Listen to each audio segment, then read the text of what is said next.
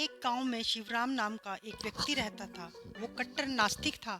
आस्तिकों से बातचीत करना भी वो अपना अपमान समझता था। एक बार उसी गांव में एक संत महात्मा पधारे। उन्होंने कई दिनों तक प्रवचन दिए। पूरा गांव श्रद्धा से उनका प्रवचन सुनने उमड़ पड़ा, किंतु शिवराम उधर देखना तक पाप समझता था।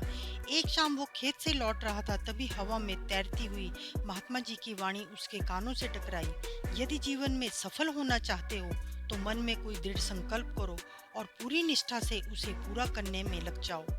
एक ना एक दिन उसका फल अवश्य मिलेगा।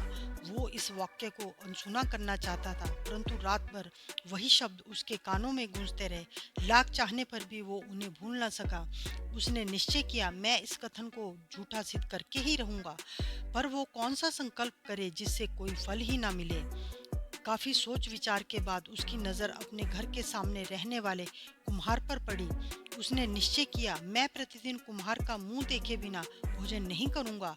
अगले दिन से वो अंधेरे में ही उठ जाता और कुम्हार का मुंह देख लेता और फिर अपने काम में लग जाता। कई बार कुम्हार कहीं चला जाता, तब उसे एक दो दिन तक भूखा भी रहना पड़ता, किंतु वो अपने संकल्प से तनिक भी विचलित नहीं हुआ। 6 महीने बीत गए, कोई लाभ नहीं दिखा। फिर भी वो अड़िग रहा, क्योंकि उसका उद्देश्य लाभ पाना नहीं बल्कि महात्मा जी के वचनों को झूठा सिद्ध करना था। एक दिन उसकी नींद देर से खुली। तब तक कुम्हार मिट्टी लेने खदान जा चुका था। वो उसे देखने खदान की ओर चल पड़ा। दूर से उसने कुम्हार को मिट्टी खोदते देखा और चुपचाप लौटने लगा।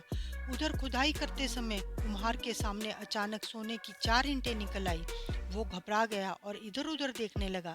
तभी उसकी नजर कुछ दूर जाते शिवराम पर पड़ी। कुम्हार ने उसे पुकारा, अरे भाई शिवराम, कहाँ जा रहे हो?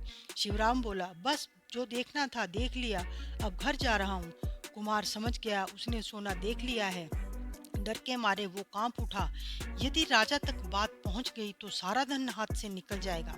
उसने तुरंत निर्णय लिया और बोला, भाई आधा सोना तुम ले जाओ, पर राजा से कुछ मत कहना। शिवराम को लगा वो मजाक कर रहा है।